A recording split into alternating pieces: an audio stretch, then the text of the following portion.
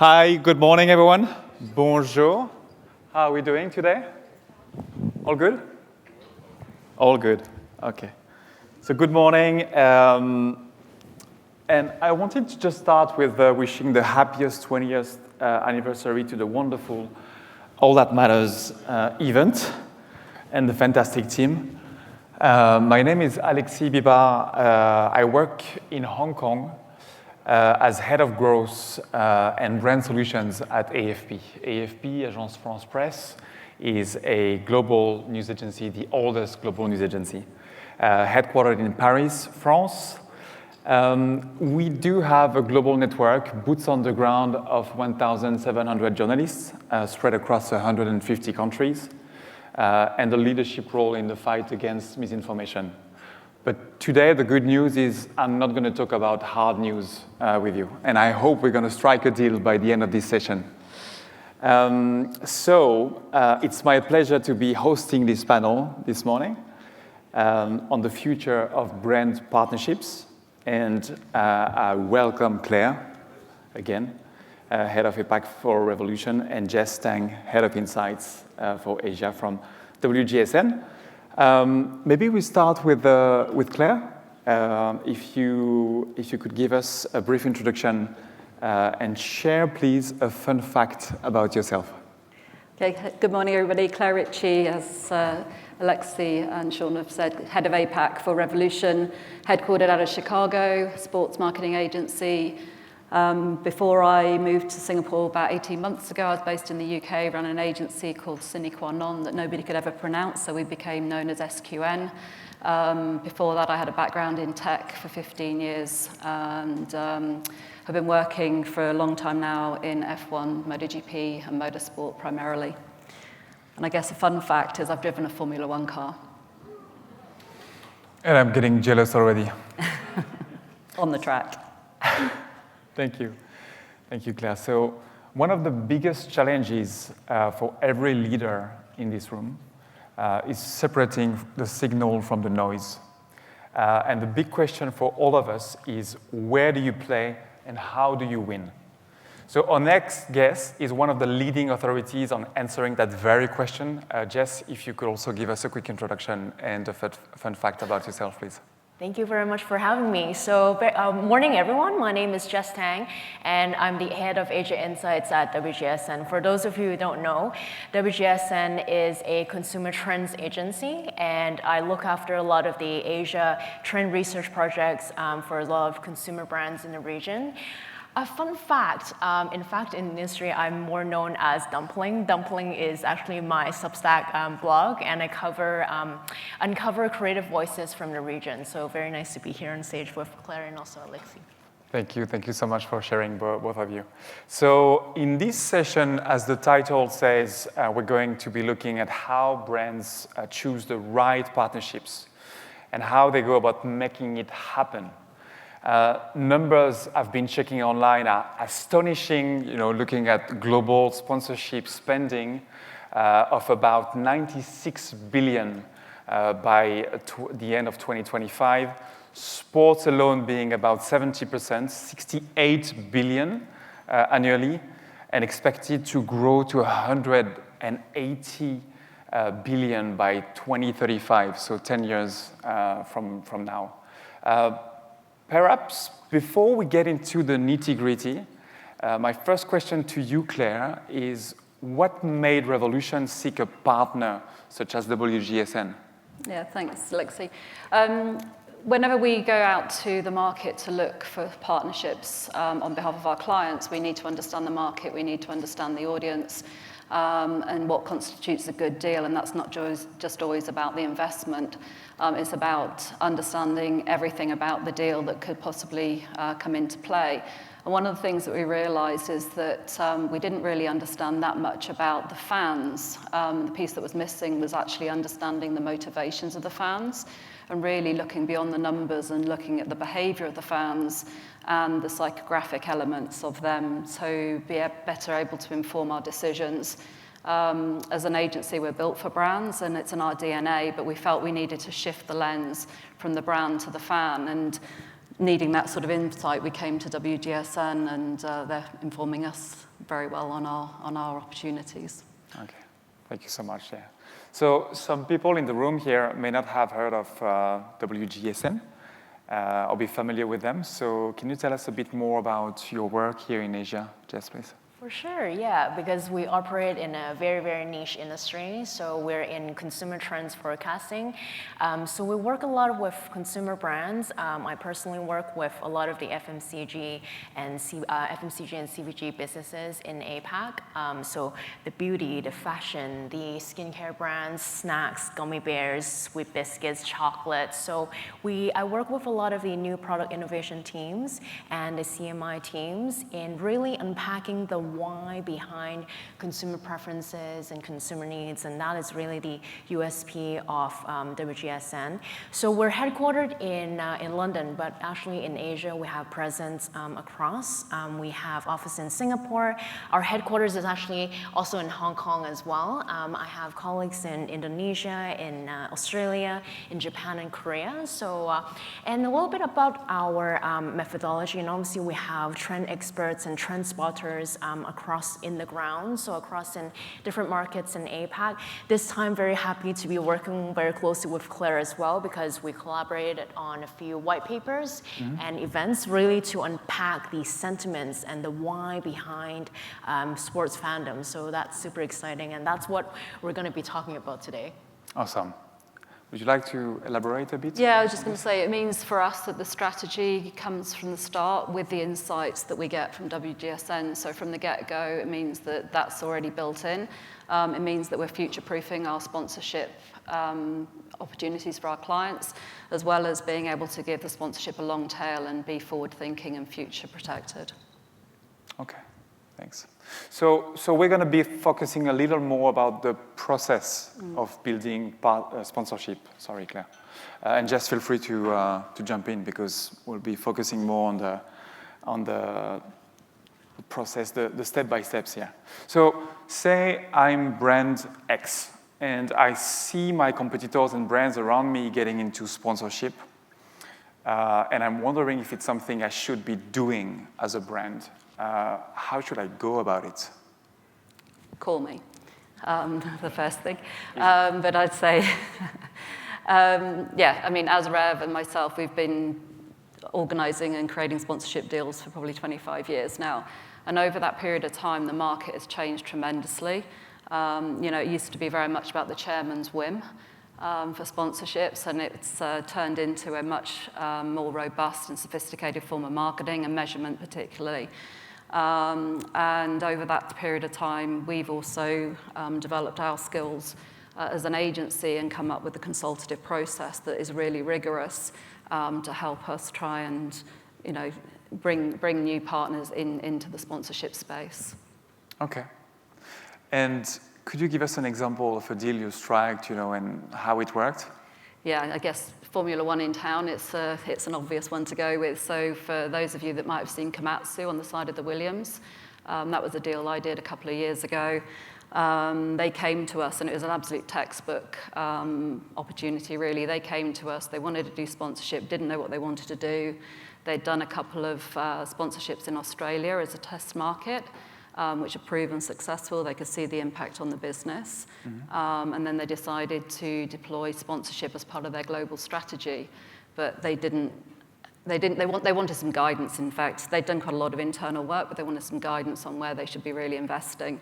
That's what we helped them to do. So really picking up, brand awareness was their main driver overall, but they had a really specific requirement around recruitment. And particularly attracting STEM students and graduates.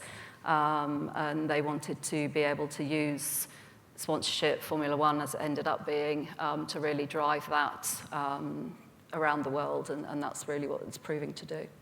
And just to stay with you a bit further, so you share some deals that you struck, right? But can you just give us a bit more about the process, and the skills, the tools that you have, to achieve those results? Yeah, I mean, the first thing is to do brand immersion. So we'd be taking brand books, annual reports, all the sorts of deep information about the brand itself, so that we'd be informed on how the brand positions, its attributes, its values, all those different things. We then create a sponsorship scorecard that enables us to identify the white space. So basically where the competitors are playing, where the white space is effectively. So whether it's geographic markets, whether it's target audiences, we create a scorecard. And then any of the sponsorships that we're considering, we run through the scorecard for them. So we end up with effectively a grading and a weighting that we can then go on to be able to explore the opportunities within those sports or music. It could be entertainment. It happens to be sport in this case. And really going on into that sort of direction. Okay, thanks. So if I sum up, understand correctly, the key to a winning sponsorship strategy today would be understanding that the average sports fan no longer exists. Brands need a new playbook to connect with the diverse, the passionate digital communities that make up modern fandom. So maybe Jess, to go to you, what are some of the emerging consumer trends and insights that brands need to consider as they create and activate deals to appeal to the audiences today and future-proof themselves going forward, please? For sure. I love how you said the average sports fan no longer exists, because if we think about it for a moment, so we're going to gaming, sports. In our minds, a lot of people still have a very fixed perception of what that means. But in fact, a lot of that is changing. So today, maybe I can share a little bit about some of the emerging trends and pillars. So one of them would be sports mix fashion. So when we're thinking about the fashion consumer and then the sports consumer, we always thought, okay, there are two very different consumer segments. But at WGSN, what we have seen is there's actually a very big overlapping space with sports and fashion, especially in the expression of merch, right? So merch goes beyond just your tote bag, your one with a logo, but then the psychology and sentiment behind that fashion merch or product or accessory is really about that sense of belonging. Through fashion merchandise, you're creating that sense of belonging, that sense of community among the consumers. So with sports mixed fashion, there's actually a really great example that we've seen with Nike actually in India. So Nike in India, they collaborate with a local independent fashion label called Nor Black, Nor White, if I recall correctly. So what's really super interesting is in India, so tie-dye is a very historical craft technique in the fashion space. So Nike has integrated tie-dye and also local weaving techniques in performance sportswear and launched that collection into India. So we thought the very nice marriage between sports and fashion is really one key area that we could look into. Okay. And micro communities also, you said? Or? Yeah, micro communities. Yeah, micro communities, that one, that is actually cool because with communities, we're all using that word. You know, as marketers, we're using community building, community engagement, all that terms like throwing around. At WGSN, what we have seen is we're moving towards micro communities, as in we're looking into something a little bit more intimate. We're looking into more exclusive, if you know that type of community engagement. So one of the key examples, I'm sure a lot of you know already, so F1, they have partnered up with Lewis Hamilton and also Soho House, and then they launched House 44, I believe quite recently as well, and in Asia, the House 44 is in Abu Dhabi, so that is great because it's not just a private club, it's not just a clubhouse, you know, of course you have the music, you have the people, you have the events and so on. But in essence, it's that sense of community, that sense of belonging again. And again, at WGSN, we like to forecast and connect all of these activations and engagements with psychology, right? So it's really addressing that loneliness that we're all experiencing in this economy and that sense of uncertainty. So being part of a private club, being part of House 44, beyond just meeting the racers, of course that's amazing, but it's also about being part of this culture, they're being part of something. So that's something quite cool. And you reminded me, actually, the second emerging trend that I wanted to talk about is actually related to women in sports. So we had that previous session when we talked about women in sports. So I really love that discussion. At WGSN, we also see the growth and the rise of this industry as well. I believe the market forecast, it is going to be a 200 billion industry. And the beauty of that is when we're thinking about women in sports, it means that, okay, so how can we engage with the women-led brands? How can we engage with women-focused media and channels, for example? So I recall this really great example. Actually, it's in Shanghai. I'm in Shanghai next week. I can't wait to talk to people actually behind the brand. It's by Estee Lauder. So Estee Lauder, they launched this pop-up tennis court in Shanghai to sell their long-wearing makeup product. And in that pop-up tennis court, the people, the consumers, they can experience different types of extreme weathers. They can experience humid weather. They can experience a hot climate weather. They can experience like a rainy day. And then they're, of course, wearing that foundation in that pop-up tennis court. And then they have all these activations surrounding the female user, foundation user in the tennis court, and then really creating a really fun experience. So I find that to be a really great activation example of how you can marry beauty, women, sports, everything together. Okay. Yeah, it's interesting actually because I think at the beginning of this year, Aston Martin did a deal with LMS. And anybody that's around ION this weekend can go to the LMS stand with the Aston Martin Formula One car. And that's all about engaging. I mean, that's men and women as it happens, but obviously it probably speaks more to women and about bringing the women's audience into Formula One, which obviously has increased massively through the Drive to Survive series. But yeah, I think it's really interesting how that overlap is being seen more and more.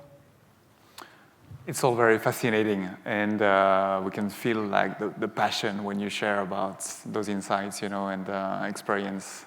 So thank you so much. So just to go back to the deal. I've got the deal done. I'm activating it. How do I make sure that it's delivering now for me, Claire?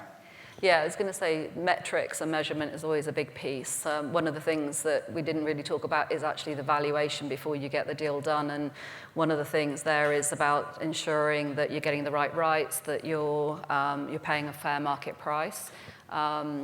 We've probably valued over 500 deals over the last however many years, and ensuring that both. Obviously working on the brand side, that the brand is getting the right deal, but sometimes we are asked by rights holders also to do valuations for them as well. I think some years ago, the NFL got very upset with us that we kept on advising their sponsors not to renew because they weren't getting the value out of the deals. And then the NFL came to us and said, actually, you need to work for us, but then you can't work for the brands. So that was the deal that we struck at that time. But yeah, I mean, metrics, as said, earlier on that it used to be a chairman's whim. It wasn't a very robust form of marketing, and now sponsorship really is able to be measured. And one of the things that we use is something called return on objectives. So return on investment obviously is financially driven, but return on objectives can be some of the softer things around sponsorship as well. So it's not always just the financial aspect of it.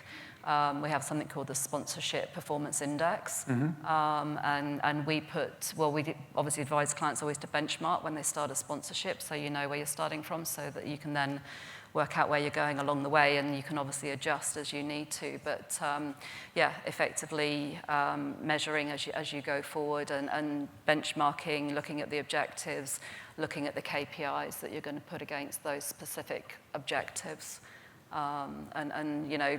Then you go into the activation, as we said, and you're in the activation, and once again, we're continuing to use insights from WGSN in informing us on activations and how to really, really engage with target fan audiences. Okay. And so you just mentioned about measuring the activation. Just going back to kind of my business of media, Yeah. is the media coverage part of this, so you're going to be monitoring basically with your tools? Yeah, I mean, AVEs, advertising value equivalence, was always something that was used in sponsorship in the past. I mean, I think that's still, some people use it in impressions, but I think sometimes people can hide behind the success of sponsorships, behind the numbers. But it's actually getting integral and in the integrity of the actual objectives and ensuring that you're looking at it holistically rather than just by vanity metrics. Okay. And so the main theme of All That Matters is actually back to the future. So say we go to the future, we come back. I'm very interested, to hear both of you. Actually, maybe we can start with you, Jess. If you foresee some key changes or trends, in the next 5-10 years, maybe you could share with us. Okay, I guess like today, maybe not the next 5-10 years, but actually in a recent WGSN trend forecast, we forecast play as a key brand strategy, upcoming for the next actually 1 to 2 years. So when we think about play, we also associate it with the toy industry, the more conventional play. So at WGSN, what we're trying to say is we're trying to unpack that sense of play. Why is play going to be important in the future? So with boredom, with anxiety, you know what? We all want that sense of agency back. We want that sense of control back into our lives. So actually play, there is a psychological impact, behind the action of play, engaging in a playful activity. That's something really impactful in creating kind of positive mental impact on people. And with play, there's actually a spectrum, a full spectrum of play. And this is what I'm working on with my FMCG and CPG clients as well. How can you integrate play in new product development? There are actually different types of play, different nuances of play as well. With play, it can be subversive, it could be quite weird, quite subversive. Play could be interactive. Play could be for interaction, for community building, for social interaction. So in fact, that's something, that's a topic that I'm exploring with Claire as well, with Revolution, to unpack that sense of play, the nuances and full spectrum of play in engagement strategies. So yeah, that's something that we've recently been exploring and then also deep diving at WGSN. Yeah, I was just going to say, we've mainly sort of spoken about B2C effectively because you focus on consumers, but we're also talking about how play can be used in a B2B context. And actually, the Williams pop-up down at Esplanade, I think it is at the moment, has simulators. So it doesn't just have the Williams simulator, it actually has a Komatsu simulator in there. So if anybody wants to have a go at driving a truck and dumping some stuff from a truck that's about the size of a house, feel free to go in there and have a go on it. But we had Alex Albon actually at the Komatsu factory going through quite a rigorous training exercise with the simulator. So really interesting. And I think, yeah, play in the context of wellness as well. And actually they say, our need to have play in our lives is the same as having food and drink, and it's fundamental. And I think sometimes we've lost sight of that in many respects, and we should all go back to being kids or kid adults, as I think Lego call it as well, so, and kid intelligence. So all those sorts of things we need to be bringing into our lives from a brand perspective and a corporate marketing perspective. Thank you so much. We're probably going to have time for a question or two at the end. So if you have any question, related to insights, trends, partnership, please start thinking about it. I do have a couple coming next. So again, about this idea of striking a deal, if I'm the brand, I guess you're going to manage my expectations, right? Because if I come to you, I'm going to say, I want to be in F1. And then you're going to tell me the price. Yeah. That's going to be the $1 million question. And how do you manage things with clients?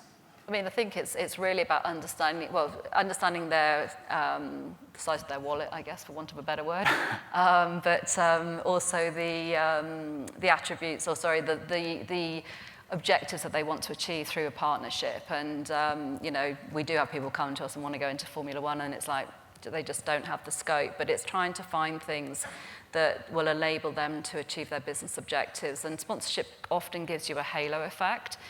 So it is really good for challenger brands that want to try and compete with larger brands that have bigger budgets. So when you integrate sponsorship across the marketing mix fully, as it should be, it does enable you to punch above your weight, and especially for smaller brands, perhaps that can't invest quite as much as some of the bigger brands, but it still gives them a really great platform and you know, can be really, really effective within the business. I think the other thing is about, you know, advertising shouts at you, sponsorship engages with you, it engages with the passion points, it engages with your emotions, and that really helps to build the connection between the brand and the fan really, really significantly. Mm. So we haven't spoken yet about AI agents and etc. We don't really know where this is going, but is this, you think, going to have a huge impact in the near future about your business? Yeah, maybe Jess, you want to have a... Yeah, with AI, obviously personally I have a very specific point of view because I have actually another Substack called Umami where I'm exploring building my own AI tools and experiments. So please go and take a look if anyone's interested. But then with from a trend perspective, actually that is very interesting. With AI as a key macro driver, then what would be the impact on human, you know, us, you know, everyone in the room. So one of the key aspects that we have forecasted is the rise and growing importance of serendipity, you know, with AI and then with algorithms. I mean, everything feels kind of like expected. So it's all well planned almost. So that sense of serendipity that we have forecast is going to be the next luxury. So how can you enable your consumers, your people to go explore, you know, to have that sense of surprise, you know, that sense of wonder, that sense of wow is going to be kind of the next luxurious experience and element in activation. So that's what we're seeing right now from a trend perspective. Okay.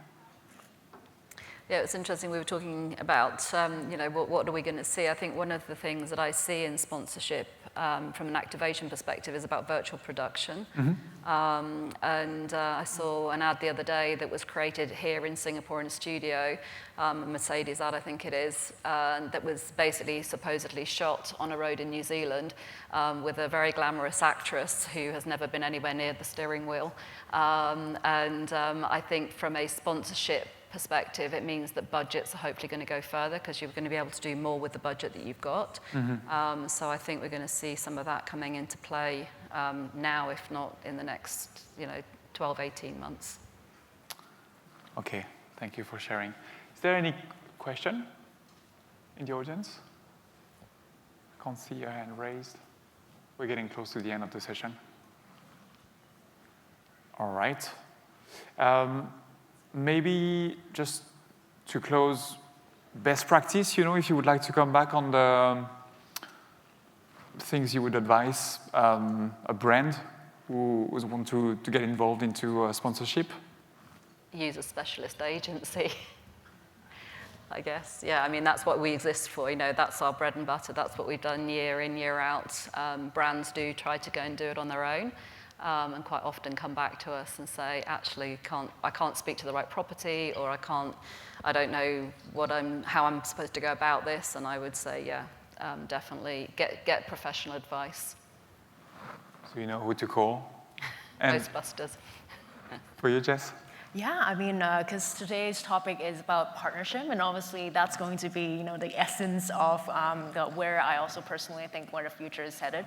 Partnerships, not just between, agencies, Revolution and WGSN, but also when we think about partnerships, are you looking for a partner who aligns with your brand DNA, for example, or on the other hand, maybe there's possibility to look for someone who is completely different from your brand DNA, and that will create that sense of serendipity, play, that sense of contrast, the contrasting elements and the excitement that comes from that. So that could be like a best practice, or that could be a way forward as well. Awesome, yeah. Using case studies from other verticals and leveraging on those, yeah. Well, thank you so much on that note.